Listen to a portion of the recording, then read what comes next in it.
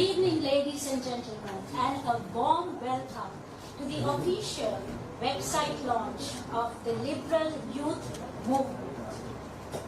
I thank you on behalf of the organizing team for taking your valuable time and spending it with us. I will be your MC for the evening. My name is Milhana Anwar. Can I please have a shout out, a good evening? Let's bring some energy. Ayyo, what is this? Good evening. Oh, that is more like it. We are liberating here. Okay, before I kick-start the session, Ayubowan, Vanakkam, Assalamu alaikum. Again, this is Milhana Anwar. Please do not forget my name. Before I kick-start, let me share a lovely quote by Susie Buck. Within every form of oppression lies the seeds of liberation. With that, let me welcome on stage a dynamic lady who is the co-founder, the co-member of the Liberal Youth Movement. She is an attorney at law who will deliver the welcome note. She is none other than Miss Namini Pandita. Please help me welcome Namini Pandita. The stage is yours, ma'am.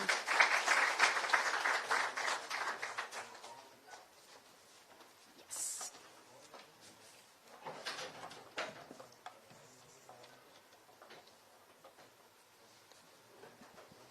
Very good evening, ladies and gentlemen. As introduced, I am Namini Pandita, and I am a part of the team Liberal Youth Movement. If I am asked to tell a few words about Liberal Youth Movement, I would say Liberal Youth Movement is a non-allied youth-led movement which focuses on promoting 8 liberal values to enhance political literacy and inclusive politics in Sri Lanka. So we are not a political party, and we will never be a political party, and we don't have any political affiliations with any political party or individual in Sri Lanka and outside of Sri Lanka. So we are a group of young people, like-minded group of young people who came together to make a change in this country. We work together to make a better country for all of us. So we are proud to say that our membership is consisted with the young people from diverse communities and diverse backgrounds of Sri Lanka. And our membership is scattered throughout the island, from northern to southern, western to eastern, and that is the beauty of this movement, because every young person in this movement is voluntarily contributing for the growth of this movement to realize its objectives. So I would like to thank my core team of Liberal Youth Movement for giving me this opportunity to welcome all of you on behalf of Liberal Youth Movement.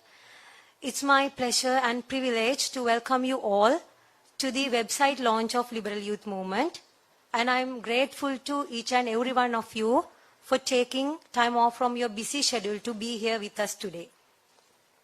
And I would like to extend my special welcome to President Council, Mr. Anura Meddegoda, who is also the Deputy President of Bar Association of Sri Lanka, and we are so pleased and it's our pleasure to welcome such a noble personality to this occasion today. And also, I would like to extend my special welcome and thanks to Mr. Dananath Fernando, who is the Chief Executive Officer of Advocata Institute. And Mr. Dananath, thank you very much for being very supportive, and your advices and insights are highly appreciated.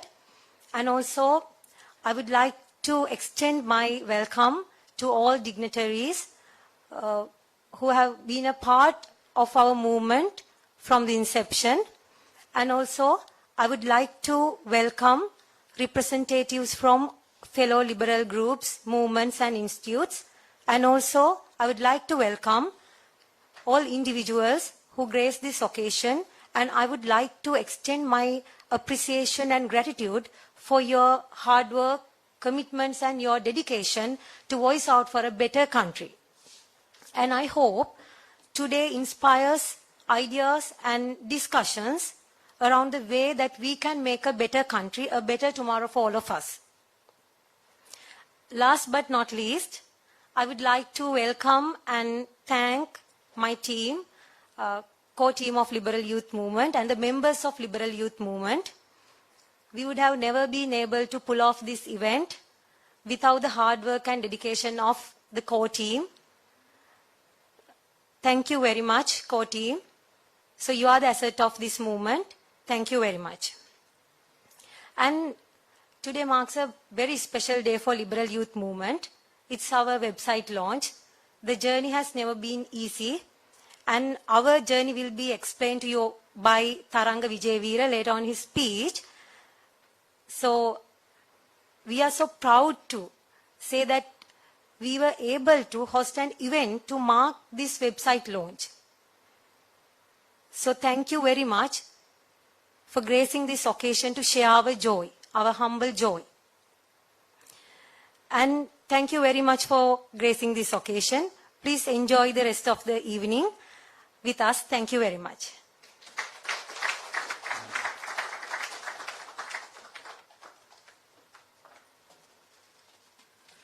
Let us give her another round of applause. Thank you very much, ma'am.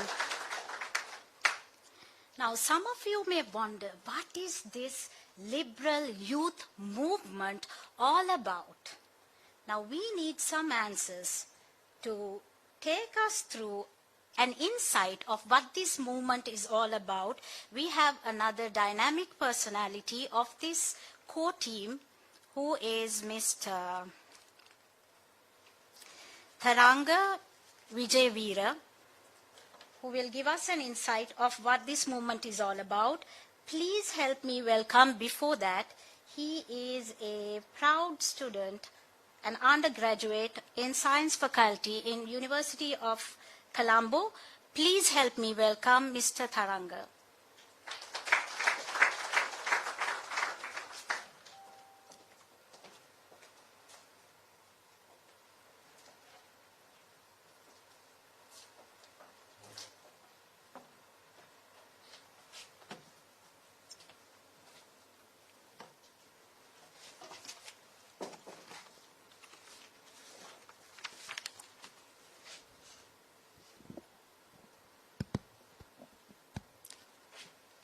A very good evening to all of you, ladies and gentlemen. Let me tell you who we are and take you a brief walk through our lane so far without taking much time. The Liberal Youth Movement is a non-aligned, youth-led movement which focuses on promoting liberal political values to enhance political literacy and inclusive politics in Sri Lanka.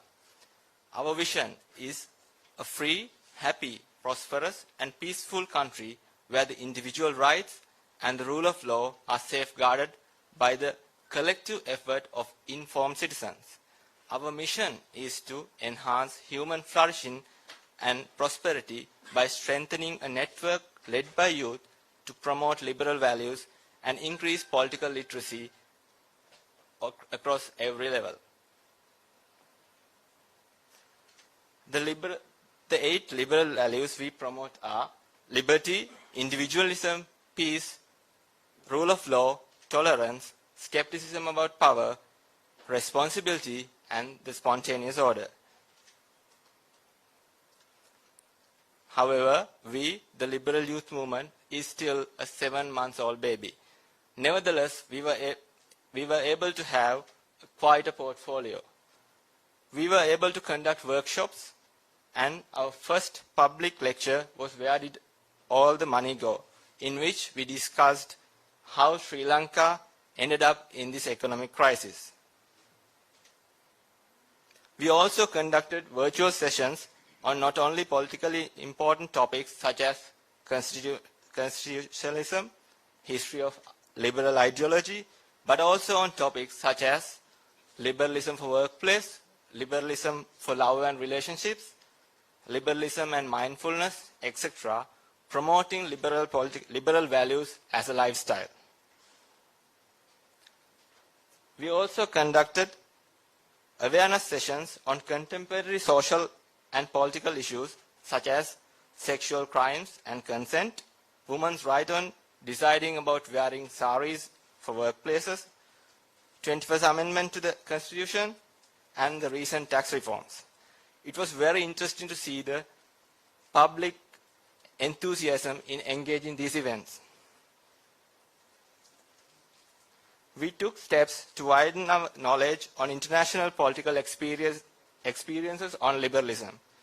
We had the chance to engage with rising political figures of other countries such as United Kingdom, India, Georgia, Armenia, and Africa.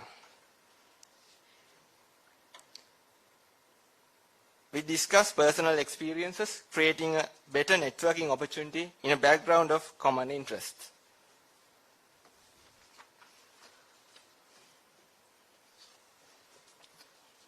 We, as a liberal youth movement, were never hesitated to come forward to undertake social responsibility had the moment of necessity occurred.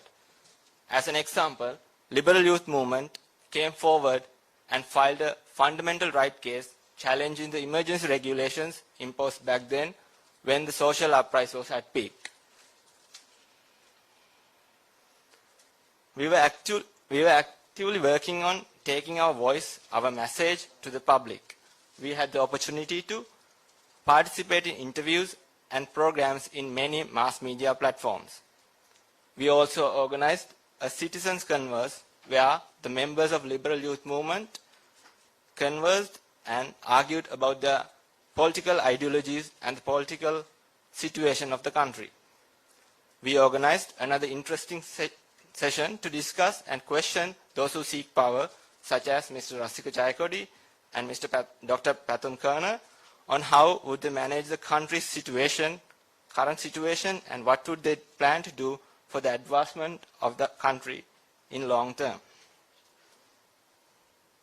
So, with all of this, we believe that we were able to make an impact and clear our stand in political, economical, and social phenomena in such a short span of time. We had the opportunity not only to educate ourselves, but to make public aware about the contemporary developments in the country as well. Today, we mark another milestone in our journey within few more minutes. That is, we will be launching our website tonight. And we hope it will expand the potential with which we had delivered many things so far. We expect to make it a platform where the knowledge and common interest will be shared between the public and the liberal youth movement, and a space where participation and active engagement occur in abundance. Well, that is it. Hope you enjoyed the story of our journey so far, and we expect to bring many more like these in the future too. So stay in touch with us, or better, join with us and hold our hands. Thank you. Have a nice evening.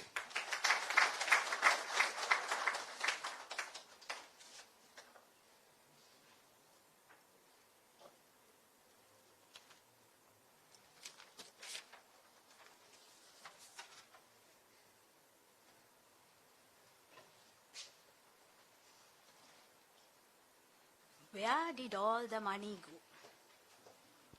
Together we can answer that question. Let's liberate to answer the question. Now the moment that we all have been waiting for, the official launching of the website. We have a young and energetic gentleman who will do the honors, who is our dear chief guest. He is President's Council, Deputy President of Bar Association Sri Lanka, Mr. Anura Meddegoda. Sir, the stage is yours to do the honors. Please put your hands together.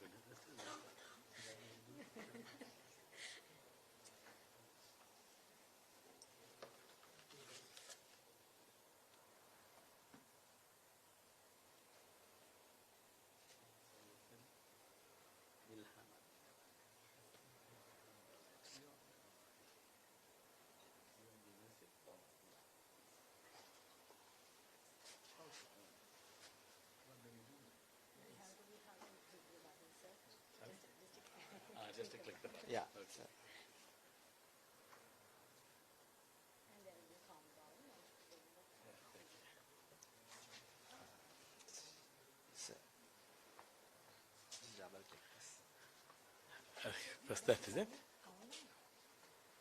Yes, sir. Just Are we going to double click this, is it? Okay.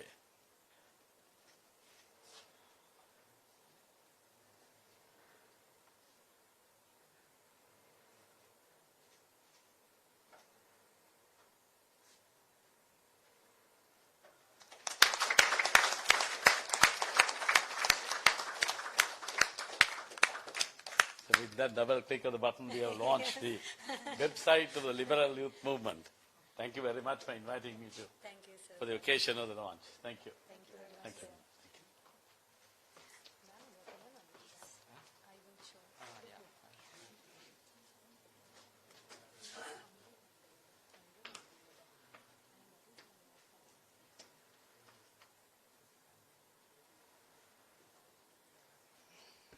As you can see, you can go to liberalyouthmovement.lk and see all the activities we have done so far and our future plans also. You can search in this website. So I invite all of you to actively participate in this website. There's a forum session also. So I invite all of you to actively participate in this Liberal Youth Movement website.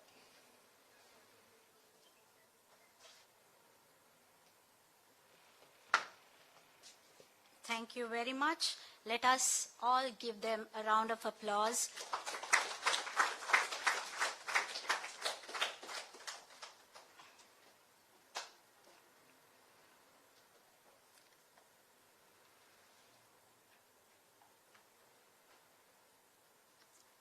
I would now like to invite our dear chief guest to deliver his keynote titled Rule of Law, Steering the Country in the Right Direction. Before he takes stage, Mr. Anura Meddegoda, Sir Dam Venawa Dom Venawa, please excuse me if I am pronouncing your name incorrectly, is a President's Counsel with 40 years of legal experience, served in the Attorney General's Department as a State Counsel, as Senior State Counsel for nearly 20 years. He also served as a legal advisor for the Hague International Criminal Tribunal's Office of the Prosecutor for 10 years. He is currently serving as the Deputy President of the Bar Association of Sri Lanka. The public interest litigations he supports demonstrate his ongoing dedication and commitment to promote social and environmental justice. Sir, the podium is yours. Please do welcome him with a thundering applause.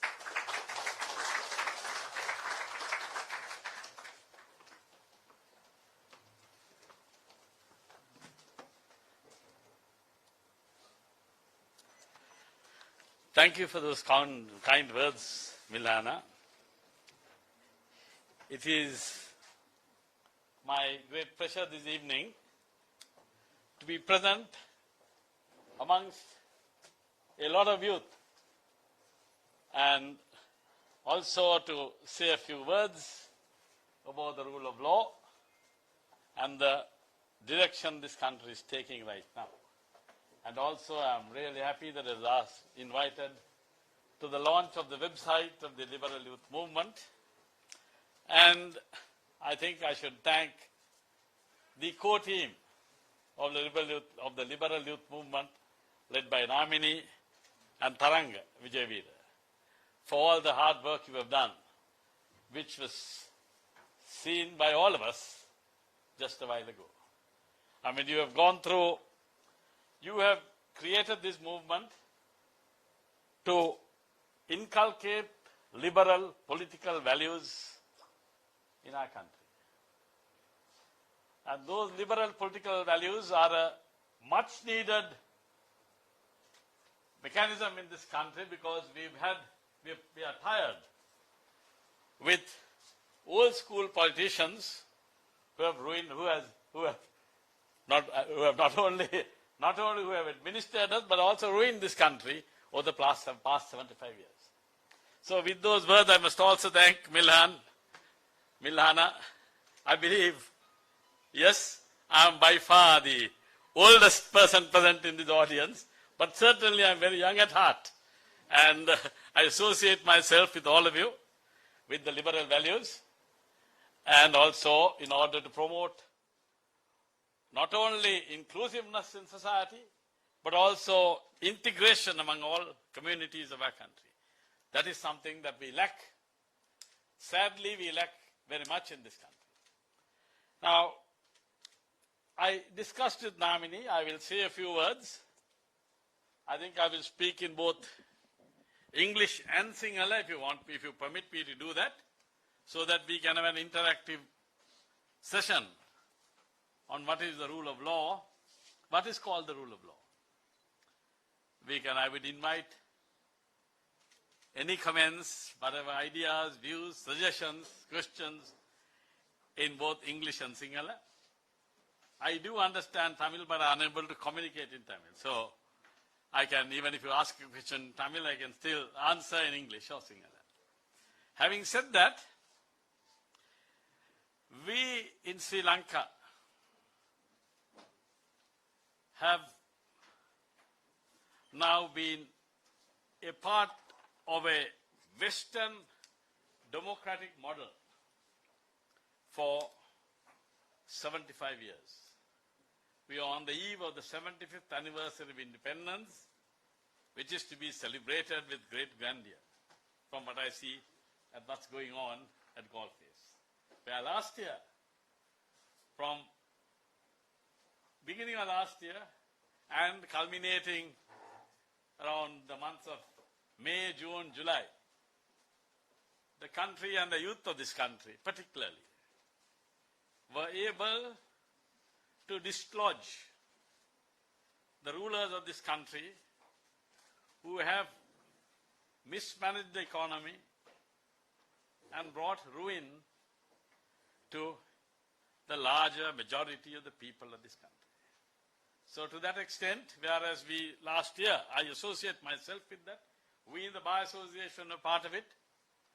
We were in our own way, not in our official capacity, but in our own way we supported the movement that took place over the past 12 months.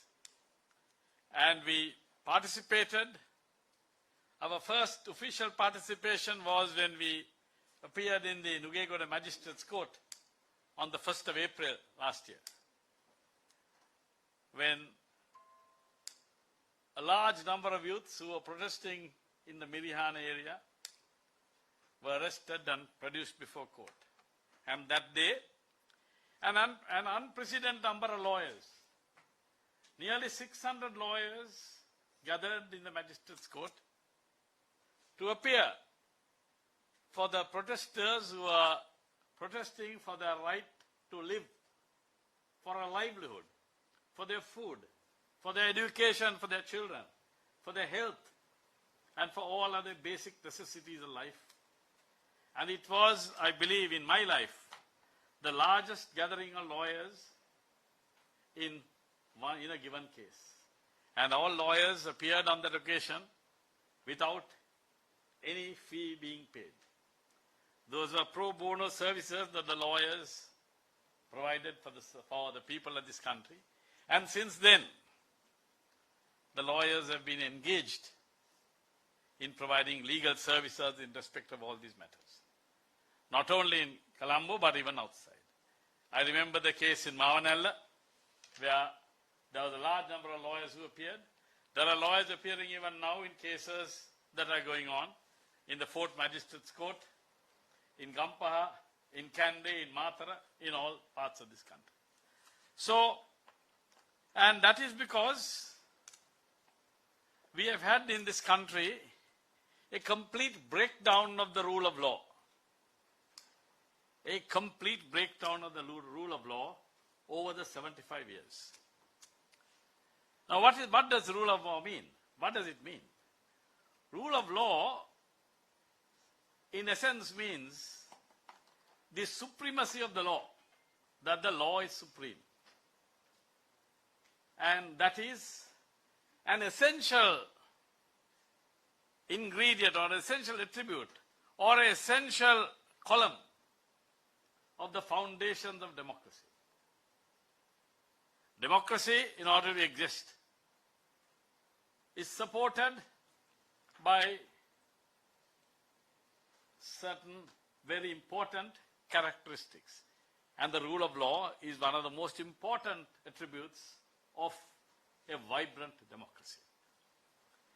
And in Sri Lanka, we had a vibrant democracy. But unfortunately, over the years, that vibrant democracy faded away. And the rulers of this country were paving the way for an autocratic regime until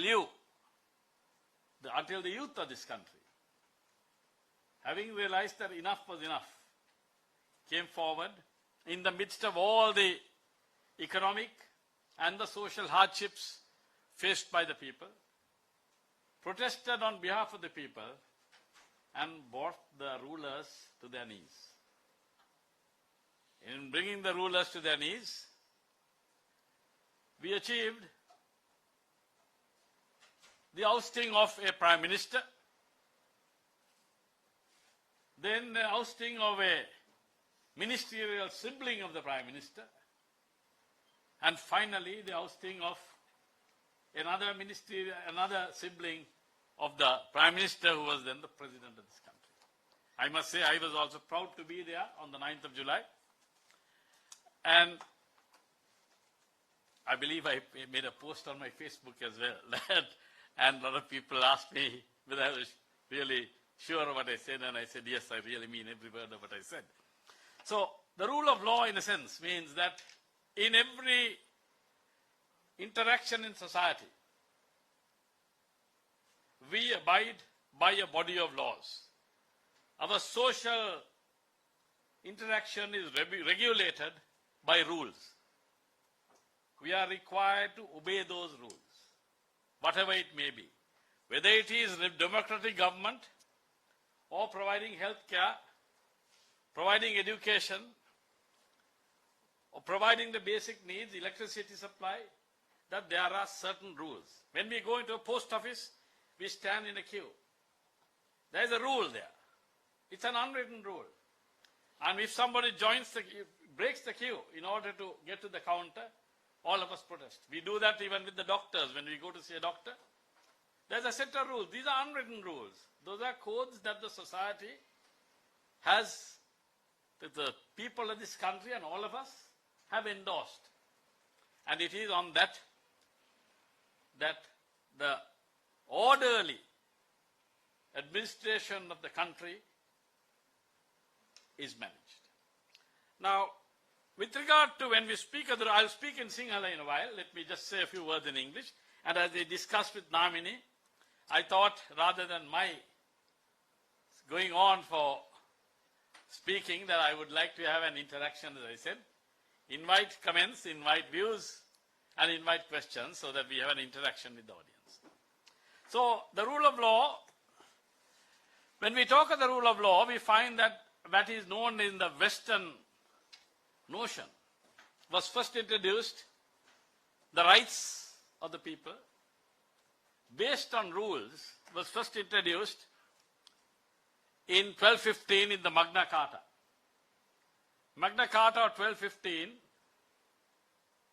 which is now 900 years ago, was written in stone on the banks of the Rani Mead in London, just a little off South London. And that is where the first Bill of Rights of the People was first proclaimed. And it thereafter gathered momentum. And thereafter we found, today we have the Universal Declaration of Human Rights, rather international covenants of civil, political and social rights, and various other international instruments where rights of people have been codified. In Sri Lanka, after 458 years of foreign domination, In 1948, we achieved our independence, political independence, and the Salisbury Constitution of 1948 was introduced by the British. In that Salisbury Constitution, there was one provision, Article 29, Section 29(2), which was considered an entrenched provision, which could not be amended or changed under any circumstances. The rulers of the country were not happy with that. And then we moved on from there with the Salisbury Constitution until 1972, when Sri Lanka became a republic, and we enacted our first Republican Constitution, which was short-lived. And then in 1978, we went in for a second Republican Constitution, which has now had 22 amendments. So in all these forms of democratic governance, where we are regulated by legal provision, we have in this country what is called the sovereignty of the people. We, you and I, we are sovereign. The sovereignty of the people is exercised by us, by all of us, through the members of parliament whom we elect, by the president whom we elect, the executive, the legislature, the executive, by the judiciary, by the judges who are appointed by the executive through a legislative process. Then there is also the franchise which we exercise, which we have, I would say, not exercised wisely over the past 75 years. We have been fooled by politicians. And I know that we will not be fooled anymore. Then there is the fifth arm of sovereignty of people, is the fundamental rights and freedoms.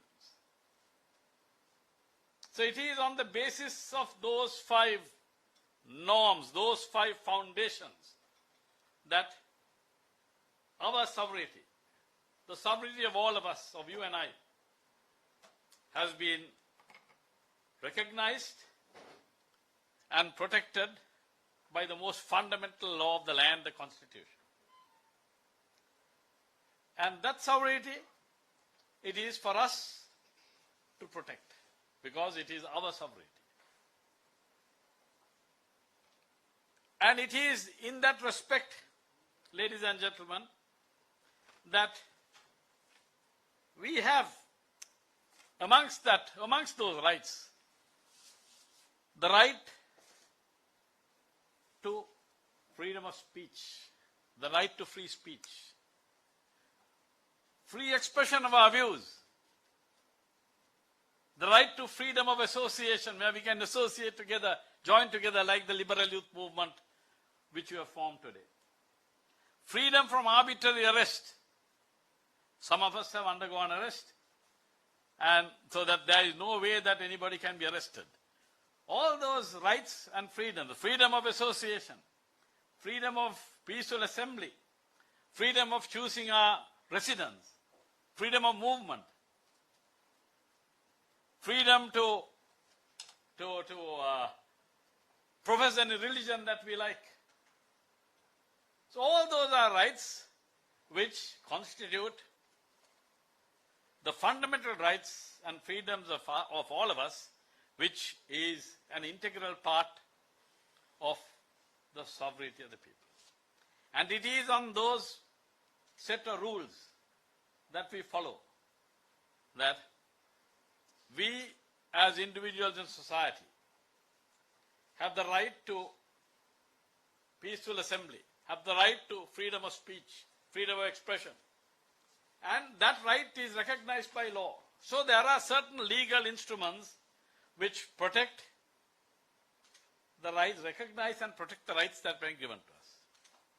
And that is how the rule of law functions, because for an orderly society, we have the penal code, where the penal code says you cannot commit murder, you cannot commit theft, or there are certain legal norms under which we have to live. So, at the same time, there is the National Education Act. There are also the health regulations. So in all these matters, in all matters of social life, there are rules that have been enacted by us, by society. Because Parliament enacts on our behalf. It is us who enacted it on our behalf. So it is our compliance, adherence to those rights, adherence to those rules that we call the rule of law, the supremacy of the law. It is only on the basis of the law that a person can be arrested under the Code of Criminal Procedure Act, not outside that act, under the emergency regulations. Any arrest outside that becomes arbitrary arrest. And that is why then we have recourse to the judiciary to challenge the arrest or the detention or whatever violation that has been committed by the administration. So that is how the rule of law has developed in this country. We have borrowed these concepts from Britain, which has an unwritten constitution, and it is those concepts that we have evolved in order to suit our own needs. And we will need to tailor them again further to suit our needs. So today we have a serious attack on the rights of the people. We find that happened over the years, and now, today, there is a very serious attack, a serious onslaught on the rights of the people. And those are the rights that we need to protect as a whole. As members of the community, as members of society, we have to ensure that we protect all those rights in order to ensure that the people, that the generations to come will enjoy those rights. If I may say a few words in Sinhala, I know my time is running out. I know, right? So it's nearly coming to 6:45. නීතිය ආධිපත්‍යය කියලා අපි හඳුන්වන්නේ නීතිය මත පදනම් වෙච්චි අපි සමාජයේ තියෙන යම් ක්‍රියාකාරකම් නීතිමය සිද්ධාන්තයන් මත පදනම් වෙලා තමයි ඒක කෙරෙන්නේ. ඒ නීති ආධිපත්‍යය ශ්‍රී ලංකාවේ අපේ ශ්‍රී ලංකාවේ 1948 නිදහස ලැබුවට පස්සේ සෝල්බරි ආණ්ඩුක්‍රම ව්‍යවස්ථාවත් ඉන්පසු 1972 පළවෙනි ජනරජ ආණ්ඩුක්‍රම ව්‍යවස්ථාවත් දෙවෙනි 78 පනවන ලද දෙවෙනි ආණ්ඩුක්‍රම ව්‍යවස්ථාව දැන්ට සංශෝධන 22ක් ඉදිරිපත් වෙලා තියෙනවා. ඒ යටතේ අපේ නීතිය අනුව පිළිගන්නවා අපේ මහජනතාවගේ ස්වාධිපත්‍ය. ඒ ස්වාධිපත්‍ය, sovereignty of the people, පදනම් වෙලා තියෙනවා යම් අංග විතාම වැදගත් ප්‍රධාන කුළුණු කීපයක් මත. ව්‍යවස්ථායක ජනතාවගේ ව්‍යවස්ථායක බලය පාර්ලිමේන්තුව හරහා අපි ක්‍රියාත්මක කරනවා. ජනතාවගේ විධායක බලය අපි විසින් තෝරාපත් කරන ලද ජනාධිපතිවරයෙක් හරහා අපි ක්‍රියාත්මක කරනවා. ජනතාවගේ අධිකරණ බලය පාර්ලිමේන්තු ක්‍රමවේදයක් කරහා ජනාධිපතිවරයා විසින් පත් කරනු ලබන විනිශ්චයකාරවරුන් විසින් එම යුක්තිය පසඳලීම සිද්ධ කරනවා. ඊට අමතරව ඡන්ද බලය සහ සර්වජන ඡන්ද බලය සහ මූලික මිනිස් අයිතිවාසිකම් අපේ ස්වාධිපත්‍යයට අඩංගු වෙනවා. නමුත් ඉතා මෑතකදී සිට අපිට පේනවා එම ජනතාවගේ පරමාධිපත්‍ය කෙරෙහි රට තුළ පාලකයන් තුළ එම පරමාධිපත්‍ය කෙලසීමට ලක් වෙලා තියෙනවා. මේ අවුරුදු 75ක් තිස්සේ දේශපාලන නිදහස ලැබලා අපි 75 වන නිදහස් දිනය සමරීමට සූදානම් වෙන මෙම අවස්ථාවේදී ඒ ජනතා පරමාධිපත්‍ය ඊ타මත්ම පහත් ලෙස කෙලසීමට ලක් වෙලා තියෙනවා. ඊට විරුද්ධව තමයි ඒ හරහා තමයි මේ රටේ තිබිච්ච ආර්ථික අර්බුදය සහ සමාජ අර්බුදය ඒ සියල්ල ඇති වුණේ. ඊට විරුද්ධව තමයි රටේ ජනතාව පහුගිය අවුරුද්දේ නැගී සිටලා අපිට පුළුවන් වුණා රටේ අගමැතිවරයාත් ජනාධිපතිවරයාත් ප්‍රධාන අමාත්‍යවරයෙකුත් ඔවුන්ගේ දුරවලින් නරපන්න පුළුවන්කම ලැබුණා.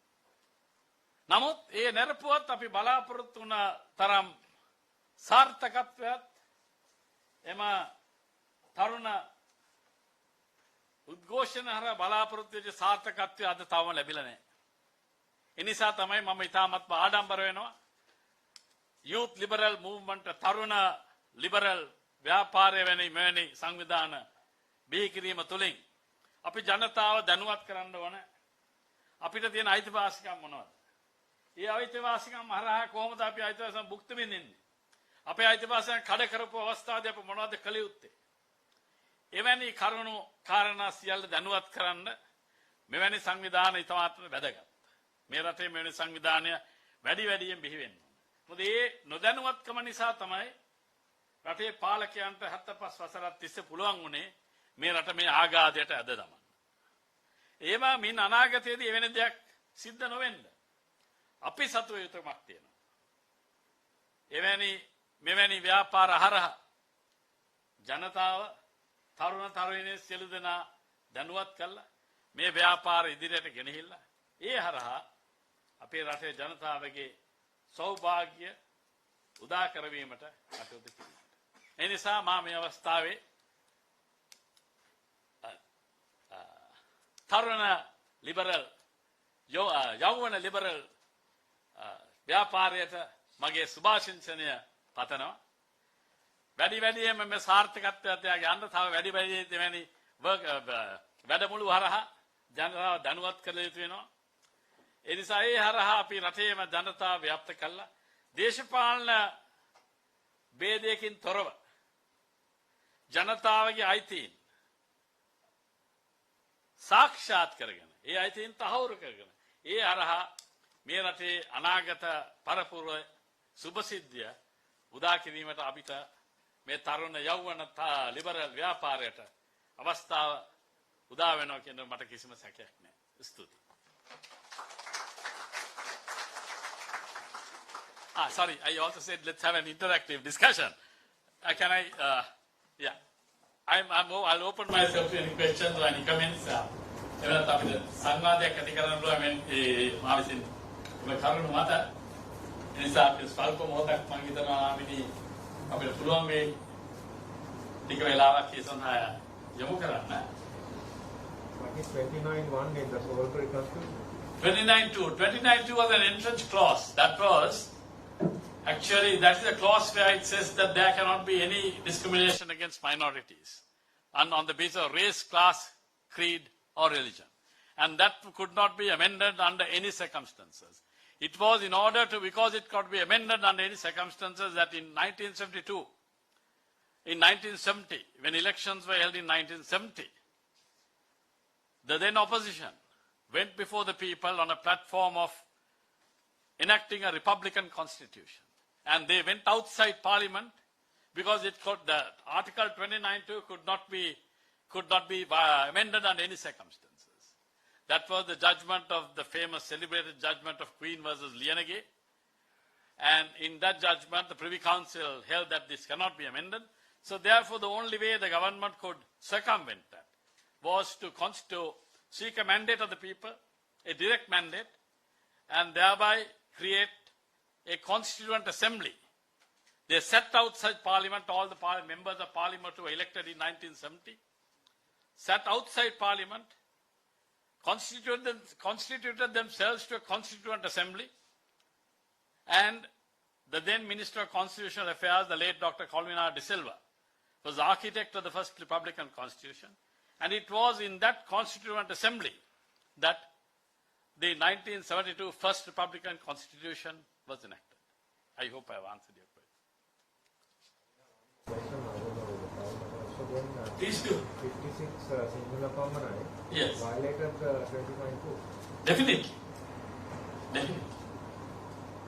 Sinhala only, Rajabhasa Sinhala, that violated Article 29(2). Thank you.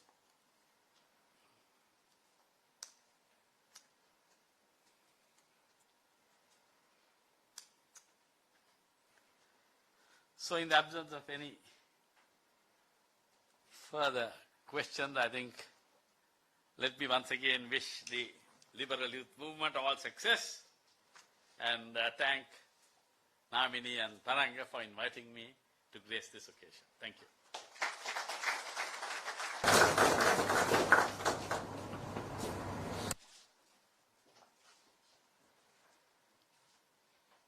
Thank you very much, sir, for enlightening us and educating us with the supremacy of the rule of law. Now, to present a token of appreciation for our dear chief guest, may I invite the cool lady, Miss Namini Pandita. And sir, can we have you on stage? Shall we all give him a round of applause, please?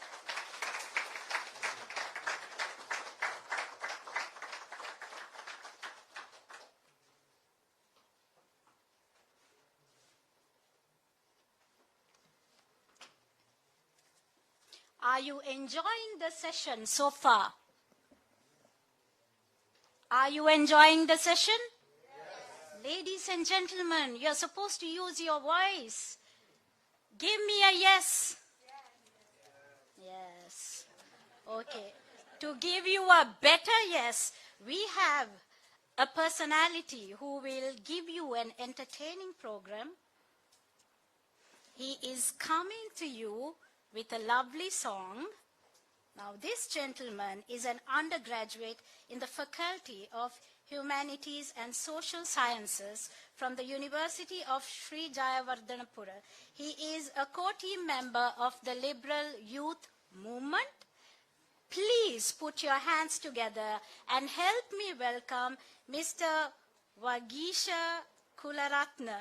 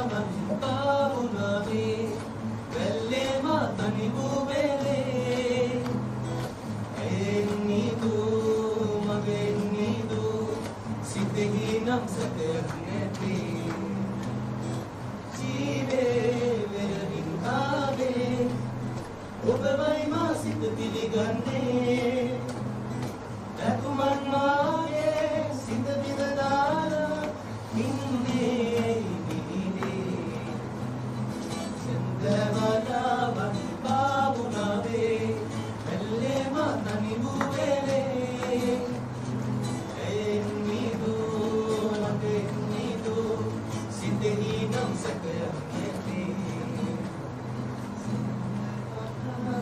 බාබුනාවේ මෙල්ලේ මා නනිබුවේනේ එන්නිදු මගේ නිදු සිතෙහි නම් සැකයක් නැති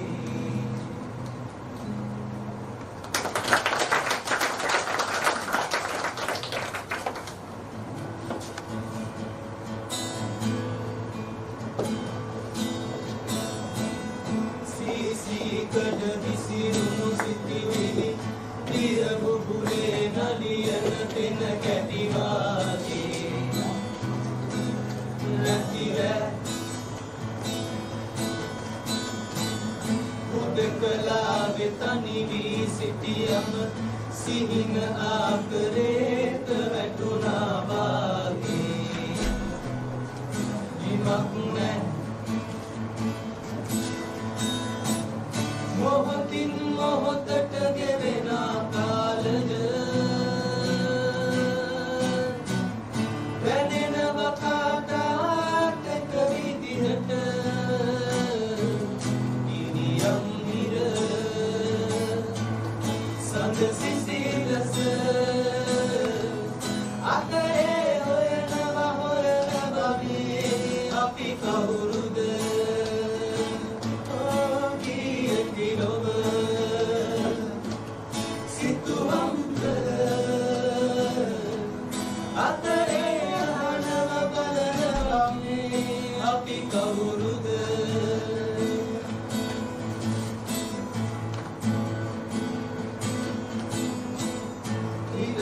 යන ගොම්මන් යාමේ කරු එක දෙක දිලිසෙන කරු ආකාශී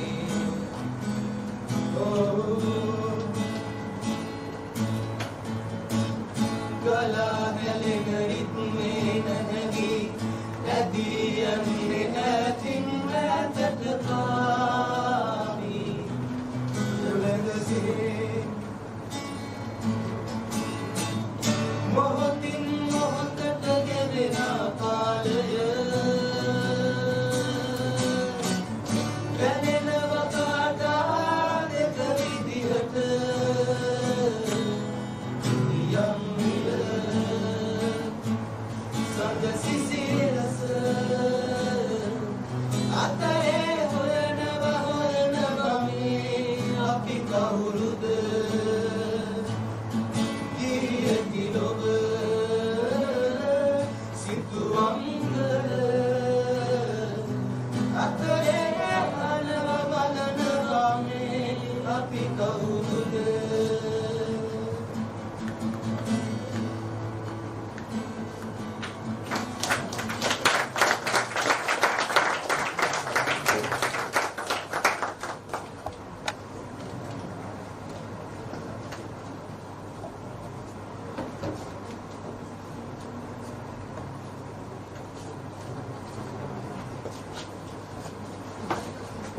Wow, wow, wow. Wasn't that amazing?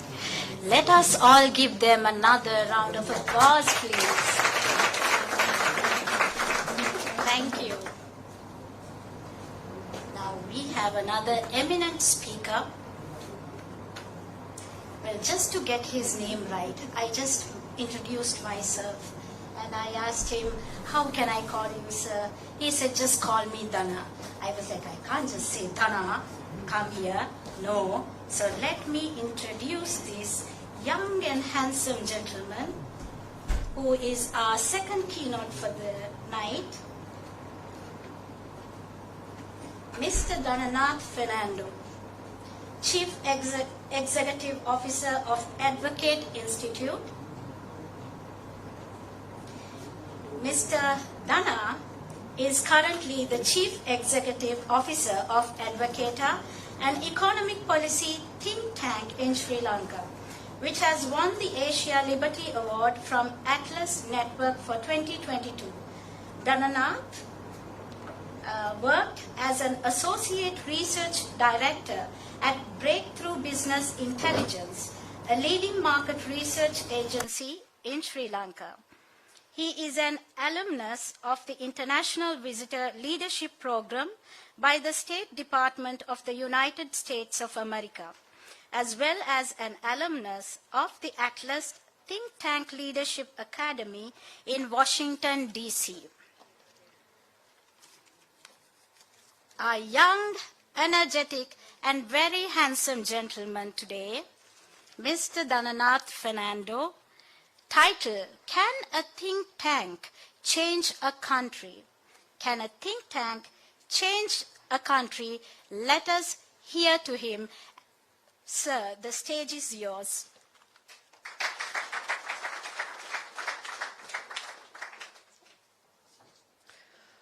බොහොම ස්තුතියි මිල්හානා ඩාම් වෙනවා ඩූම් වෙනවා නැතුව කිසිම ප්‍රශ්නයක් නැතුව නම කිව්වට එහෙම නම වැරදුනත් කිසි ප්‍රශ්නයක් නැහැ. ඩාම් වෙනවා ඩූම් වෙනවා මං හිතුවා සිංහලෙන් මේක නිසා කතා කරන්නම් කියලා. ඩාම් වෙනවා ඩූම් වෙනවා සමහරලාට ඉංග්‍රීසියෙන් කතා කරාම. 1948 ලංකාවට නිදහස හම්බුණාට ඉන්දියාවට නිදහස හම්බුනේ ඊට අවුරුද්දකට කලින් 1947. ඉන්දියානු නිදහස් රටනේ පුරෝගාමීව කටයුතු කරපු කෙනෙක් තමයි ජවහර්ලාල් නේරු මැතිතුමා. ඉතින් ඉන්දියාවට නිදහස හම්බුණාට පස්සේ ජවහර්ලාල් නේරු මැතිතුමාව කරේ තියාගෙන මිනිස්සු යනවලු ගමින් ගමට. ඉතින් අපි හැමෝම දන්නවා ක්‍රිකට් තරඟවලදී වගේ ඉන්දියානු ප්‍රේක්ෂකයෝ බොහොම ආවේගශීලී. හොඳට සහ නරකට දෙකටම. ඉතින් මේ යන අතරේදී ජවහර්ලාල් නේරු මැතිතුමා ගමින් ගමට යද්දී ඉතින් 1947 කියන්නේ අපිට දල වශයෙන් හිතුවොත් එහෙම අපි බොහෝ දෙනෙක් ඒ කාලේ ඉපදිලා නැති නිසා තරමක් ග්‍රාමීය ඉන්දියාවක් වෙන්නේ නැති තියෙන්නේ නැති දැනටමත් ග්‍රාමීය පැති තියෙන නිසා ඒක වයසක 100 කෙනෙක් සෙනග අතරින් පීරගෙන ඇවිල්ලා නේරුතුමාට වැරෙන් කනේ පහරක් ගැහුවා. ඉතින් සාමාන්‍යයෙන් ඒ වගේ ඉන්දියාවේ වුණත් ලංකාවේ වගේ තියෙන නැතිනේ මැති ඇමතිවරු යද්දී සාමාන්‍ය භාෂාවෙන් කියනවා නම් ඉතින් කවුද අඩෝ අපේ නේරුතුමාට කනට ගැහුවේ වගේ කියලා එකක් එන්නේ නැති. නමුත් වැරෙන් කනට ගහලා ඊටාම සංවේදී කතාවක් මේ සීයා කිව්වා. මගේ වයස අවුරුදු 80යි. මට ළමයි 3 දෙනෙක් හිටියා. ඒ 3 දෙනාම ඔබතුමා කියන මේ නිදහස් සටනද මොකක්ද එකකට ගිහිල්ලා ජීවිතේ නැති කරගත්තා. මගේ බිරිඳ හිටියා, එයත් නැති වුණා. අද මාව බලා ගන්න කවුරුත් නැහැ. මේකද ඔබතුමා ඉන්දියාවට ගෙනාපු නිදහස. බොහොම සංවේදී කතාවක්. නේරුතුමා ටික වෙලාවක් කල්පනා කරලා උත්තරයක් දුන්නා. එතුමා කිව්වා ඔබතුමා වගේ වයස අවුරුදු 80ක් වයසක 100 කෙනෙක්ට ඉන්දියාවේ අගමැතිට ඇවිල්ලා කනට ගහන්න පුළුවන්. ඒක තමයි මම ඉන්දියාවට ගෙනාපු නිදහස කියලා. නිදහස් සමාජයක් හදන්න රටක ඉරණම වෙනස් කරන්න think tank එකකට පුළුවන්ද? නැත්නම් movement එකකට පුළුවන්ද කියන ප්‍රශ්නෙට උත්තරය දෙන්න නේරුතුමා දීපු උත්තරය පදනමක් කරගන්න මම කැමතියි. එතුමා එදා ඒ නිදහස විදියට දකපු එක කාලයට සාපේක්ෂ වුණාට එතන ගැඹුරු අර්ථයක් තියෙනවා. එතනදී නිදහස කියලා අපේක්ෂා කරේ දේශපාලන වශයෙන් තිබ්බ නිදහස. බ්‍රිතාන්‍යයන් ඇවිල්ලා ආක්‍රමණය කරලා. නමුත් එතුමා දීපු පිළිතුරේ තියෙනවා ඒ නිදහස කියන එකේ තේරුම පිළිබඳව එතුමාට යම්කිසි ගැඹුරු අවබෝධයක් තිබ්බා කියලා. අපි නිදහස් මූව්මන්ට් එකක් හදද්දී අපිටත් මං හිතන්නේ මූව්මන්ට් එක ගැන ගැඹුරු අවබෝධයක් තියෙනවා. අඩුම ගානේ ඒකේ පළවෙනි පදනම් පිළිබඳව. ඉතින් සරලම ප්‍රශ්නේ think tank එකකට රටේ දිශානතිය වෙනස් කරන්න පුළුවන්ද කියලා ඉතින් බොහෝ දෙනෙක් හිතනවා. ඕක ඉතින් පුළුවන් කියලා නේ ආවිල්ලා කියන්නේ. ඉතින් ඔය think tank එකෙන් පුළුවන් කියලා. නමුත් මං කැමති මේක අනිත් පැත්තෙන් පටන් ගන්න. සමහර වෙලාවට එහෙම නැති වෙන්නත් පුළුවන්. මොකද මේ වගේ මූව්මන්ට් කරන්නේ බොහෝ මේ වගේ මූව්මන්ට් එකක අපේක්ෂාව තමයි අපි ජනතාවට වෙනස් මානයක් අරන් යනවා. ඒ මානය හරහා තමයි නැත්නම් අපි වෙන කෝණයකින් මේක පෙන්නනවා. දත්ත සහ තොරතුරු පදනම් වෙලා. එහෙම කරද්දි සමහර වෙලාවට අපේ මූල ධර්මයේ වැරදුනොත් එහෙම අපේ ප්‍රතිඵලය අපි හොඳ චේතනාවෙන් කරත් නරක වෙන්න පුළුවන්. මම ඒකට ඉන්දියාවේ උදාහරණයක් ගන්න. ඉන්දියාවේ ওই කාලෙම බ්‍රිතාන්‍යයන් ආක්‍රමණය කරන් ඉදිද්දි ලොකු ප්‍රශ්නයක් තිබුණා. මොකද මේ ඉන්දියාව ග්‍රාමීය නිසා නයි දෂ්ට කරලා මිනිස්සු මැරෙනවා. ඉතින් මේකට කල්පනා කරාට පස්සේ ප්‍රතිපත්ති තීරණයක් දැම්ම කල්පනා කළා හරි ප්‍රශ්නයක් නයි දෂ්ට කරලා මිනිස්සු මැරෙනවා. ඉතින් ඒගොල්ලෝ අපි මේකට හොඳ පිළිතුරක් දෙමු. ඒ හිටපු බ්‍රිතාන්‍ය රජය තීරණය කරා අපි මිනිහෙක් ණයෙක්ව මරාගෙන ආවොත් එහෙම අපි මේ මිනිස්සයාට මුදලක් දෙනවා යම්කිසි. ඊට එතකොට මිනිස්සු ණයි ටික මරලා අයින් කරලා ගෙනල්ලා දුන්නාට පස්සේ ණයි ප්‍රමාණය අඩු වෙයි කියලා. ඉතින් මුලින් ටිකක් ගියාට පස්සේ ටික දවසක් ගියාම බ්‍රිතාන්‍ය රජය බලන් හිටියාම ණයි එනවා අපි කියන්නේ අර සාමාන්‍ය අපේ භාෂාවේ ණයි අරිනවා කියලා කියනනේ. එහෙම ණයි අරිනවා නෙවෙයි ණයි මර එනවා හෙන තොගයක් දැන්. ඉතින් ටික දවසක් ගිහිල්ලා බැලුවා මොකද්ද මේ වෙන්නේ කියලා. බැලුවාට පස්සේ දැන් මර මුදලක් දෙනවනේ ඉන්දියාවේ ඒ කාලේ ඉතින් නිදහසට කලින් දුප්පත් මිනිස්සු බැලුවා මේ මුදලක් දෙනවා කියන්නේ මේක මාර බිස්නස් එකක්. මේක නියම chance එකක් තමයි. මිනිස්සු කරේ ගෙවල් ඇතුලේ ණයි ඇති කරන්න පටන් ගත්ත ෆාම් වල දාගෙන දවසට ණයි 3-4 දෙනෙක් මරලා ගිහිල්ලා සල්ලි ටික අරන් එනවා. දැන් මේක ආදායමක් බඩපත් වුණා. තත්ත්වය එතනින් එහාටත් ගියා. දැන් ටික කාලයක් ගියාම රජේ තේරුම් ගත්තා අම්මා මේක දැන් අපි දාපු ප්‍රතිපත්තිය බෑක්ෆයර් වෙලා තියෙන්නේ. දැන් මොකද කරේ? ටික දවසක් ගිහිල්ලා කිව්වා අපි දැන් හෙට ඉඳන් අර නයි මරන් ආවට සල්ලි දෙන්නේ නැහැ කියලා. දැන් ඉතින් අර ගෙවල් වල හදන් හිටපු නයි ටික ඔක්කොම ටික මිනිස්සුන්ට සල්ලි දෙන්නේ නැහැනේ කැලේට අතෑරියා. දැන් අන්තිමට උනේ ඉන්දියාවේ හිටියටත් වඩා නයි ගහනේ වැඩි වුණා. ඇයි දැන් මිනිස්සු ඉස්සර හිටියේ සාමාන්‍ය කැලේ හිටපු නයි විතරයි. දැන් ඇවිල්ලා ගෙවල් වල හදපු නයි ටිකත් කැලේට අතෑරියා. ඇත්තටම ඕකට කෝබ්‍රා ඉෆෙක්ට් කියලා මට මතක විදියට ෆෝබ්ස් සංගරාවේ කතාවක් ගියා. හොඳ චේතනාවෙන් ගන්න ප්‍රතිපත්ති නිසා වැරදි ප්‍රතිඵලත් වෙන්න පුළුවන් කියලා. ඒ නිසා චින්තන පරිශදයක් හරි මූව්මන්ට් එකක් හරි චේතනාවෙන් සමහර වෙලාවට මානයක් පෙන්නුවට එකෙන් වැරදි ප්‍රතිඵල වෙන්න පුළුවන්. විශේෂයෙන්ම ආර්ථිකය සම්බන්ධයෙන් අපි වගේ ආයතන නිතරම කියන ප්‍රධාන මූලධර්මය තමයි වෙළඳපොළට අත ගහන්න එපා කියලා කියන්නේ ඔය කෝබ්‍රා ඉෆෙක්ට් එක නිසා.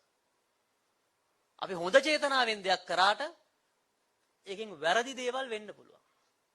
ඒ නිසා වෙළඳපොළ වගේ දේවල් වලට අත ගහන්න එපා ඒකාර අපි කියනවා වගේ ණයට ගහලා පොල්ල වරද්ද ගන්නවා කියලා සිංහලෙන් කතාවක් තියෙන්නේ. ඒ වගේ දෙයක් තමයි වෙන්නේ. ඒ ඇවිල්ලා චින්තන පරිශද නැත්තම් think tanks මේ වගේ movement හරියට මූලධර්මය අඳුරගත්තේ නැත්තම් වෙන දේ. හැබැයි හරියට මූලධර්මය අඳුරගත්තොත් ඇත්තටම අපිට දිශානතිය වෙනස් කරන්න පුළුවන්. එතනදී බොහෝ දෙනෙක්ට හිතන දෙයක් තමයි මේ වගේ අලුත් මූව්මන්ට් එකක් පටන් ගත්තාම මේක වගේ එකකට සම්බන්ධ වෙද්දී මම කොච්චර ඉන්සිග්නිෆිකන්ට් නැත්තම් මම වගේ තනි කෙනෙක් මේකට ආවා කියලා ඇත්තටම රටේ දිශානතිය වෙනස් කරන්න පුළුවන්ද කියලා. එහෙම හිතනවනේ අපි කොච්චර පොඩි මිනිස්සුද. තනි කෙනෙක්ට මොකද්ද කරන්න පුළුවන්? ඒත් ඔබ එහෙම හිතනවනම් මං හිතන්නේ අපේ මැදගොඩ මහත්මයා කිව්වා වගේ එහෙම හිතන්න එපා. මොකද විවස්ථාවෙන්ම අර ෆන්ඩමෙන්ටල් රයිට්ස් කියලා දෙයක් හැමෝටම දීලා තියෙන්නේ. අපි හැමෝටම ජීවිතය ටෙස්ට් කරලා බලන්න අවස්ථාවක් තියෙනවා ලෝකෙ වෙනස් කරන්න පුළුවන්ද කියලා. ඒ වගේම අපි කරන හැම පොඩි දෙයක්ම අපි නොහිතන රිපල් ඉෆෙක්ට් එකක් තියෙනවා. ඒ ගැන මට වඩා මං හිතන්නේ රතු ඉන්දියානු නායක චීෆ් සියටල් කියලා තියෙනවා අපි හැමෝම එකම දැලක පුරු. මේ එක දැලකට එක නූල් පොටකට අපි බලපෑමක් කරොත් මේ මුළු දැලේම ශක්තියට එක බලපානවා. ඒ වගේම තමයි එක දැලේ එක නූල් පොටක් අපි හයිය කරොත් එහෙම ඒක මුළු දැලටම බලපානවා. ඒ නිසා think tank එකකට දිශානතිය වෙනස් කරන්න පුළුවන්. ඒ නිසා ඒකට තනිවම සම්බන්ධ වුණා කියලා අපේ youth movement එකේ බොහෝ දෙනෙක් ඉන්නවා. කොයි වෙලාවකවත් ඒක අව탁සේරු කරන්න එපා. ඒකට ලොකු හයියක් තියෙනවා. ඔබ කරන දිහා බොහෝ දෙනෙක් බලන් ඉන්නවා. ඔබ ඒ කරන පොඩි දෙයෙන් තව බොහෝ දෙනෙක් ඒක බලන් ඉන්නවා. හැබැයි අපි මෙතන දැන් පුළුවන් කියනවා නම් think tank එකකට මේක කරන්න පුළුවන් නම් කොහොමද කියලා නේ ලොකුම ප්‍රශ්නේන්නේ. කොහොමද එහෙම කරන්නේ? සහ කොහොමද එහෙම වෙන්නේ කියලා තියෙන how එකේ දෙකක් තියෙනවා. How can you do it? How can it be? මෙතනදී අපිට කරන්න පුළුවන් වැදගත්ම දේ තමයි මම අර මුලින් කිව්වා වගේ අපි අරන් එනවා වෙනස් මානයක්. මේක වෙන ක්‍රමය පිළිබඳව දත්ත සහ තොරතුරු මත පදනම් වෙලා අරන් එනවා වෙනස් මානයක්. දැන් අපි වගේ ඉන්න think tanks, advocata වගේ අපි දත්ත සහ තොරතුරු විශ්ලේෂණය කළා තමයි මේ වෙනස් මානය අරන් එන්නේ. නමුත් හැම සංවිධානයක්ම දත්ත සහ තොරතුරු අරන් එන්න අවශ්‍යත් නැහැ. සමහර ඒවා කිසියම් කියන්නේ තියරියක් මත යන ඒවා. උදාහරණයක් විදිහට ගුරුත්වය ගත්තොත් එහෙම අපි හැමෝම දන්නවා අපි කවුරුත් ගුරුත්වය දැකලා නැහැ. නමුත් අපි හැමෝම දන්නවා ගුරුත්වාකර්ෂණය තියෙනවා කියලා. අපි ඇහැට ශුද්‍ර ජීවීන් පේන්නේ අපි දන්නවා ශුද්‍ර ජීවීන් ඉන්නවා කියලා. තියරියක් මත අපිට ඒක කරන්න පුළුවන්. අපිට දත්ත සහ තොරතුරු මත කරන්න පුළුවන්. හැබැයි මේ දත්ත සහ තොරතුරු මත කරද්දී එන ප්‍රධාන අභියෝගයක් තියෙනවා. ඒ තමයි අපි හැමෝම මිනිස්සුනේ. අපේ මොලේ හැඩ ගැහිලා තියෙන දේවල් දෙකකට. එකක් තමයි ඩිෆෙන්ඩ් කරන්න. මොකද ඒක තමයි අපේ පරිණාමය අනුව වෙලා තියෙන. අපිට මොනවා හරි දෙයක් දීපු ගමන් අපි බලන්නේ අපේ සර්වයිවල් එක. මොලෙන් කොහොමද මේක රෙසිස්ට් කරන්නේ? පළවෙනි අවස්ථාවෙම. දෙවෙනි එක තමයි අපි බලන්නේ සර්වයිවල් එක. දේශපාලනයේ ගොඩක් වෙලාවට වෙන්නේ සර්වයිවල් එක. අපි බලන්නේ ඔය ප්‍රතිපත්ති සම්පාදන ඒව නෙමෙයි. අපි බලන්නේ මේ දාම්මිත්තෝ බෝඩ් එකේ අපි සර්වයිව් වෙන්නේ කොහොමද? ඒක මොලෙන් වෙන රියැක්ෂන් එක. ඒ වගේම අපි දත්ත සහ තොරතුරු කොච්චර අරන් ආවත් අපි අරන් එන්නේ ඒවා හැංගීම් එක්ක. මම මාකට් රිසර්ච් කරන කාලේ අපි රිසර්ච් කරා ඩිෂ් වොෂ් ගැන. සාමාන්‍යයෙන් කාන්තාව සහ ඕන කෙනෙක් මේ අපි කියන්නේ පිඟන් හොදද්දී අපි සබන් කෑල් ඩිෂ් වොෂ් එකක් පාවිච්චි කරනවානේ. මම වෙළඳ නාම කියන්නේ නැහැ. ඉතින් ඩිෂ් වොෂ් එක පාවිච්චි කරාම මේ වෙළඳ දැන්වීම වල මේ විශේෂයෙන්ම මම මේ කාන්තාව කියලා අදහස් කරන්නේ කාන්තාව පිඟන් හොදන්න ඕන කියන එක නෙවෙයි. නමුත් මේ වෙළඳ දැන්වීම පෙන්වන එක. නැත්තම් ඊට වඩා ප්‍රශ්නයක් වෙනවා. හැම එකේම පෙන්නනවා මෙහෙම පියදලා මූණ පේන ගානට මේක දැකලා තියෙනවා. මම හිතන්නේ හැමෝටම මතක ඇති වෙළඳ දැන්වීම වල ඒගොල්ලෝ කියනවා නෑ මේක මේ සර් මේක පිස්සර පස්සේ මූණ පේන්න ඕනේ මේක හේදුවට පස්සේ. ඉතින් මං ඇහුවේ ඇයි දැන් මේ මූණ පේන්න ඕනේ? ඉතින් මේ මූණ පේන්න ඕනේ නෑනේ. ඉතින් පිඟාන හේදුවම දැන් එතකොට ආවර ඩීප් ඉන්සයිට් එක. ඇයි කියලා. ඒක කාන්තාවක් කිව්වා සර් කාන්තාවගේ පිරිසිදුභාවය මනින්නේ කුස්සියේ පිරිසිදුභාවය. ඒ නිසා අපිට හිතෙනවා පිඟාන හොදලා ඉඳුල් ටික යවලා ඒකෙන් මගේම ප්‍රතිබිම්බය පේනවා කියලා කියන්නේ ඒකෙන් මගේ පවිත්‍රතාවය ප්‍රතිමූර්තියක් විදිහට එළියට පේනවා කියලා. මේක බැලු බැලමට විහිළුවක් වගේ වුණාට ඒක තමයි ඇතුලේ තියෙන ප්‍රධාන ඉන්සයිට් එක. ඇයි එහෙම පෙන්වන්නේ කියලා. දැන් අපි දත්ත සහ තොරතුරු පෙන්වුවාමත් අර වගේ අර ගැඹුරේ තියෙන ඉන්සයිට්ස් එක සම්බන්ධ වෙලා නිසා මොලෙන් සමහර වෙලාවට රියැක්ටිව් මෙතඩ් රියැක්ෂන් එකක් දෙනවා. එහෙම නැත්නම් සර්වයිවල් රියැක්ෂන් එකක් දෙනවා. ඒ නිසා think tank එකක් ලෝක වෙනස් කරන්න යද්දී ඒකත් එක්කම ඇමිනෙනවා අර මිනිස්සුන්ගේ හැඟීම් එක්ක සමහර වෙලාවට ඒකත් එක්ක එන ප්‍රතිරෝධය. ඉතින් මේ වගේ අවස්ථාවලදී අපි මධ්‍යස්තව සහ ඉවසීමෙන් තමයි වැඩ කටයුතු කරන්න ඕනේ. ඇඩ්වොකාට් එක පටන් ගනිද්දී ප්‍රොෆෙසර් අසීන් සලී මට උපදේශයක් දුන්නා. මට කිව්වා දනනාත් ලෝකෙ වෙනස් කරන ක්‍රියාපටිපාටිය හරිම සෙමින් සහ ඊටාම වෙහෙසකාරී ක්‍රියාපටිපාටිය. මොකද අවුරුදු ගාණක් අවුරුදු 5ක් 6ක් මහන්සි වෙලා අපි එක ප්‍රතිපත්තියක් වෙනස් කරගත්තට ඒක නැවත වරක් ආපස්සට ගන්න දේශපාලනයට යන්නේ එක පෑන් පහරයි. අපි එතකොට සමහරලාට හිටපු තැනට නෙවෙයි හිටපු තැනටත් වඩා පස්සට යනවා. එතෙක් ඉඳන් අපි ආයෙ පාරක් හෙමින් ඉස්සරහට එන්න ඕනේ. ඒක නිසා මේක ඊටාමත්ම වෙහෙසකාරී. ඒක අල්ලන් ඉන්න අපි කියන්නේ සෑහෙන ස්ටැමිනා තියෙන්න ඕන. මේක මැරතන් එකක්. මේක අල්ලගෙන දුවන්න පුළුවන් වෙන්න ඕන. ඒ නිසා අද සංවිධානය පටන් ගන්න හැමෝටම මට දෙන්න තියෙන උපදේශයක් ඒක අල්ලගෙන ඉන්න තරම් ඉන්න වටින සටනක්. මොකද අපි ඒක අතෑරියොත් එහෙම අපි එතනනුත් සෑහෙන්න පල්ලෙහාට යනවා. ඒ නිසා ඒක අල්ලන් ඉන්න ඒ ආත්ම ශක්තිය ඊටාත්ම වැදගත්. ඒ වගේම ඒකෙන් ලබන ජයග්‍රහණ වලින් සමහරවිට ඒ කරන එක පොඩි වෙනස්කමකින් අපි චූටි දේවල් දසදහස් ගාණක් කරනවට වඩා විශාල බලපෑමක් ඇති වෙන්න පුළුවන්. හැබැයි ඒකට දාන්න ඕන කාලය සෑහෙන්න වැඩි. ඒ නිසා ඔහුමට දීපු උපදේශය තමයි මායි ඔහුයි දෙන්නම එකම ස්වේච්ඡා සංවිධානයකට පොඩි පොඩි වැඩ කරනවා. ළමයින්ට ඉංග්‍රීසි උගන්වන්න උත්සාහ කරනවා. ආබාධිත කට්ටියට. මොකද ඒකේ ඇවිල්ලා තියෙන පොඩි self instant gratification එකක්. අපි කාට හරි මොනවා හරි කරාම ඒගොල්ලෝ ඇවිල්ලා අපි ගැන අනේ හරි හොඳයි එහෙම කියලා නිකන් පොඩි ආත්ම අපිටම තෘප්තියක් වගේ එකක් ලැබෙන එකක් තියෙනවා. නමුත් ඊට වඩා මේ ගමන වටිනවා. හැබැයි ඒක අල්ලන් ඉන්න මාර ආත්ම ශක්තියක් සහ අපි කියන්නේ ශක්තියක් ඕනේ. මොකද අපි නිකමට හිතන්න අපේ ඒක පුද්ගල ආදායම අපි ඩොලර් 10කින් 20කින් 30කින් වැඩි කරොත් එහෙම අවුරුදු 10ක් මහන්සි වෙලා ඒකෙන් අපේ මුළු මිලියන 20ක 22ක ජනතාවට විශාල සේවයක් වෙනවා. ඒ චූටි දෙයකින් කරොත් එහෙම. නමුත් අපිට ඒක කවදාවත් අතින් සල්ලි දීලා හැමෝටම කරන්න බැරි දෙයක්.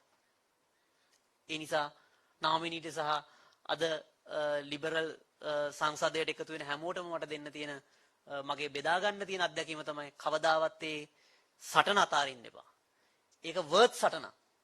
ඒක අමාරු සටනක්. නමුත් ඉස්සරහට යන්න අවශ්‍ය සටනක්. මේ ගැන ඇත්තටම මටත් තරමක් ගැඹුරට අවබෝධ වුණේ ට්‍රෙවර් නෝවා සහ ජේ ෂෙට්ටිගේ පොඩ්කාස්ට් එකේදී. ට්‍රෙවර් නෝවා ජේ ෂෙට්ටිගෙන් අහනවා මොකක්ද ඔයාගේ බිස්නස් එක? එතකොට ෂෙට්ටි කියනවා I am helping to find out the purpose of other people's lives and that is my purpose. My purpose is helping others to find their purpose.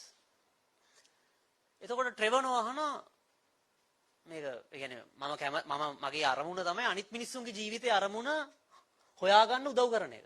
ඒතර ට්‍රෙවර් අහනවා මේක ටිකක් මාර කතාවන්නේ ඔයාලා කොහෙන්ද මේක හම්බුනේ කියලා. එතකොට ජේ ෂෙට්ටි කියනවා අපේ අම්මා මට පොඩි කාලේ කිව්වා ස්වර්ගයටයි නිවනටයි වඩා උඩින් තැනක් තියෙනවා නම් ඒ තමයි ඔබේ අරමුණ මත ජීවත් වෙන්න කියලා.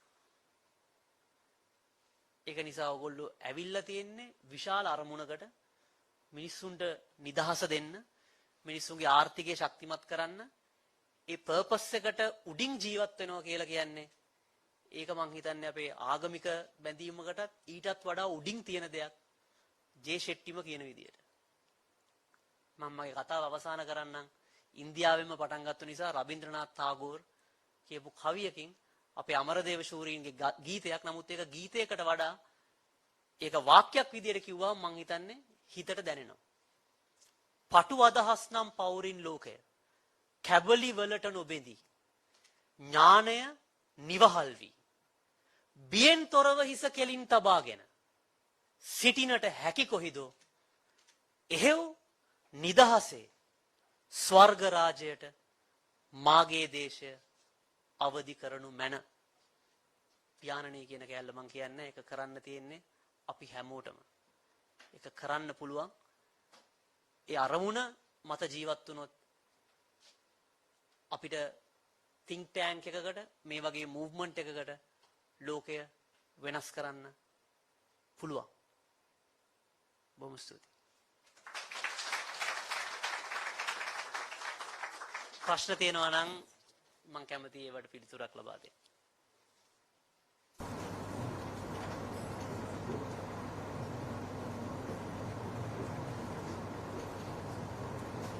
ආර්ථික ප්‍රශ්න අහන්න පුළුවන්. ඉතින් ඒක උන්නත පස්සේ what is your judgment, what is your So that is the first part. After that, what we heard was that India has given a letter to IMF now. So now has the inflation changed or has things got better? And what is your kind of judgment or what is your take? What is going to happen in the first quarter? my understanding is whether we get the IMF money, when it's going to happen, purely depends on the progress of the debt restructuring. If we can come to a some level of settlement with China, India and the private bondholders, money in the sense we can quickly move forward with IMF's money and the program. But what we need to understand here is IMF is just something sideline. Engaging with an IMF program won't solve our problems. If that's the case, we have gone there 16 times, things could have been much better. It hasn't happened. Simply, we haven't done the reforms. IMF is just a sideline. Now, for an example, in the IMF 7 things that they mentioned, even there's no single privatization there. They have said the cost-reflective formula for energy. This cost-reflective, now we know how it works. I mean, there's 25% salary increments, and that cost have been passed on to the consumer. I understand there are energy price movements in the global market. So my understanding is, rather than a prediction, China needs to agree. I don't think China will go for a haircut. They will not agree to go for a haircut because, of course, for obvious reasons. There are so many African countries that they have borrowed money. If they give a debt completely haircut for their debt, after 2 weeks, there will be a big line from China. In fact, Dr. Sarath Tamanuguma told me this in a conversation. He said he was the one who went to China with the current president when he was the prime minister, when they initiated the Belt and Road. In fact, they asked to cancel the Hambantota debt. He had turned to their vice president and asked, can we do it? He had said, sorry sir, no. From tomorrow onwards, all the African countries will line up. This was in 2016-17. So I don't think they will do that. So it all depends on what the debt restructuring to get the IMF, but IMF is just a sideline. IMF recipe is just a recipe. We can't just go with IMF recipe. We have to do our reforms. IMF things are just, I would say, very basic, and also not Sri Lanka has to restructure it in our own way because there are so many flaws for the last 74 years. That's my overall view. I hope that money will come, but that is just an event which we have a long way to go with reforms.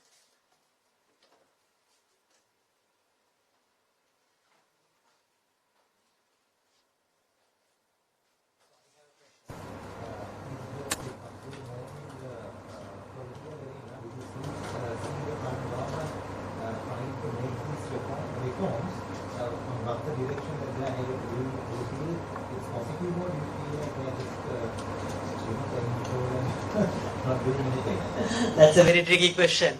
What I can say is, of course, there are no way, whoever who comes into power, we have come to a dead end. We have two choices. Either you don't do reforms and perish, either you do reforms and move forward.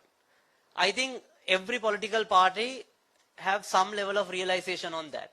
So I think whoever who is in power, trying to do something, or they are pretending that they are trying to do something. But I am not sure about how genuine the intentions are. But for an example, reforming on state-owned enterprises, I think those are good moves. But I am not sure how serious are they on those reforms, because the clock is ticking. We really can't waste time. So I can't assure on that. But I see here and there are, everyone is, trying to, looks like they are forming committees and all that. But of course, these committees, maybe you can appoint committees, but we have to more focus on the impact and the outcome. Just appointing a committee or something won't tell that things will be all good just because you appoint the committee. It's the action and the real outcome that would matter. That is how I see it. So it will be a very, transitionary period. We really don't know, but we have to do it. That I can for sure say. Definitely not going to give any assurances for any political parties, as for obvious reasons. So if that doesn't happen, what will happen? Will you go on like this and will it be banned, or will it be stagnating or economy?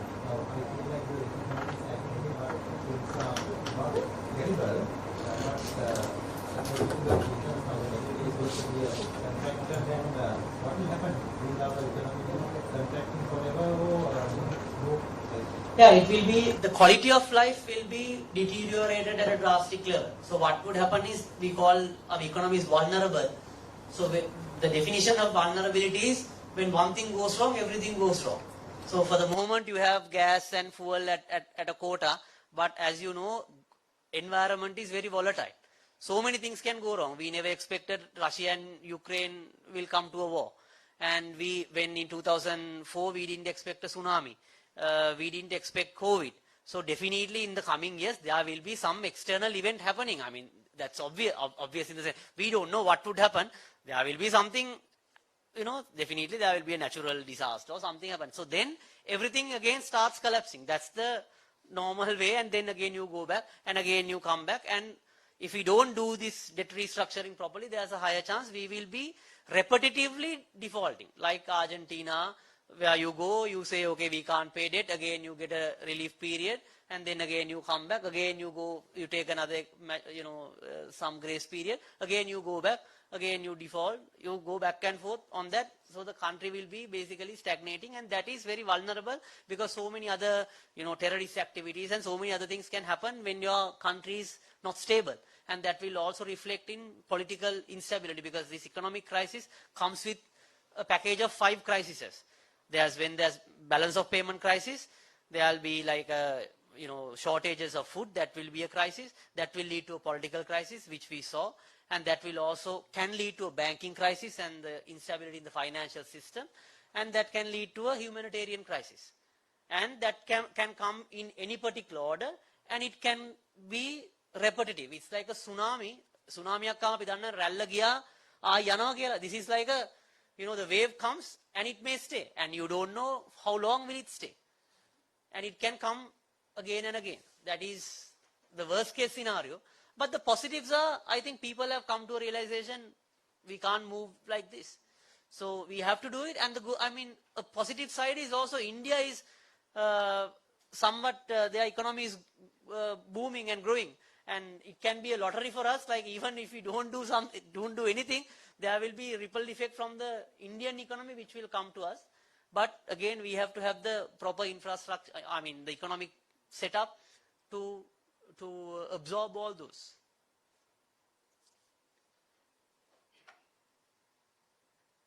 Thank you.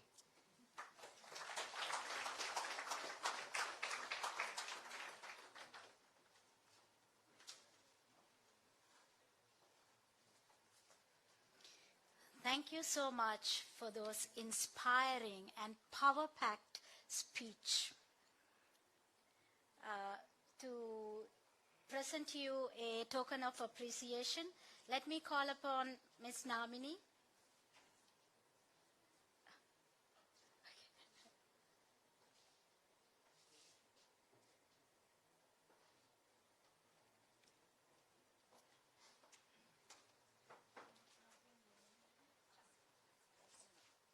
Yes, please welcome Kasuni to present the token of appreciation to our guest speaker, Mr. Dananath Fernando. Thank you so much. Now we have come to the tail end of this wonderful session. How is it so far? Wow, amazing. Good. Some more lovely words. Yes? Cool? Hot? Yes, of course. We are having a wonderful time now. Sadly, we have come to the end, but it is just the beginning. So to deliver the closing remarks, I have another core team member who is a motivational speaker, an ardent Toastmaster from the Toastmasters International USA, a visiting lecturer at the Rajaratna University of Sri Lanka. Please put your hands together and welcome Mr. Tinusha Bamunarachi.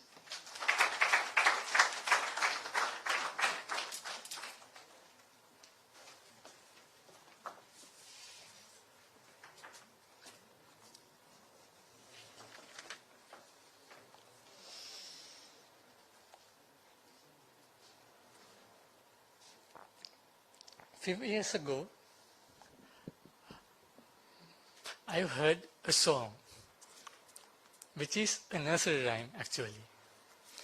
And it says, there are two magical words in this world. First one, please. Second one, thank you. So, ladies and gentlemen, I'm here to say thank you. When I was given this task, I was questioning myself. Do we really need to say thanks? Because when we do something as liberal youth movement, we do it with the purpose of serving this country. So do we need to say thanks?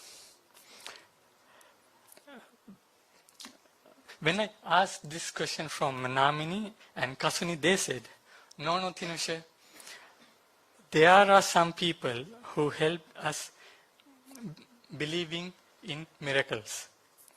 So my heartfelt gratitude goes to Mr. Dananath Fernando for sponsoring the whole event, and without his kind support we won't be able to conduct this.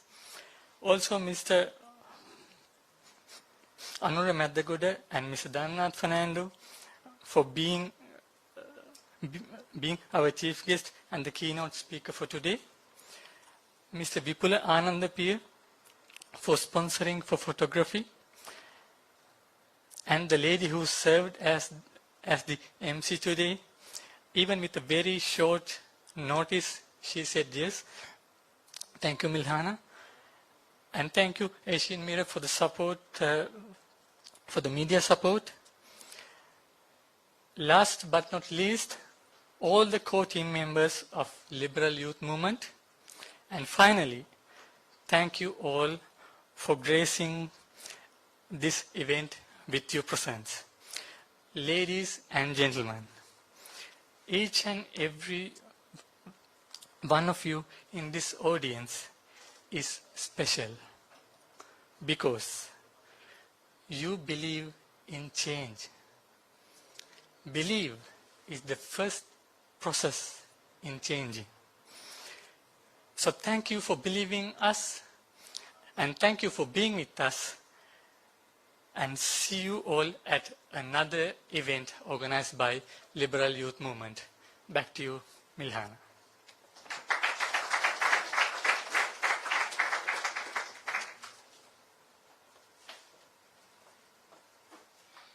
Thank you so much. If you ask me, do you believe in miracles? I would say no. I believe in humanity. I believe that you and I can make a difference. If we believe in this change, we can make this nation a better place. With that, thank you so much for being such a wonderful audience, and I thank you again on behalf of the organizers of the Liberal Youth Movement. Till we meet again, refreshments are waiting for you. Fill your tummies and go home safe. Good night. Have a wonderful night.